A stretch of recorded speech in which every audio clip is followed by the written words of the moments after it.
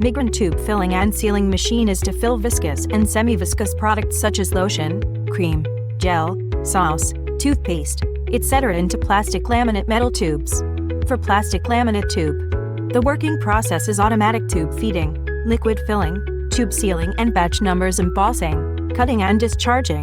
For metal tube, the working process is automatic tube feeding, liquid filling, tube folding, sealing and batch numbers embossing, discharging. It is widely used in cosmetics, food, and daily chemical products.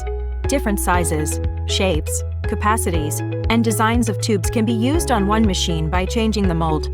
Production speed depends on different models. From 30 pcs to 220 pcs per minute, the filling speed depends on the filling volume. More details, please contact me.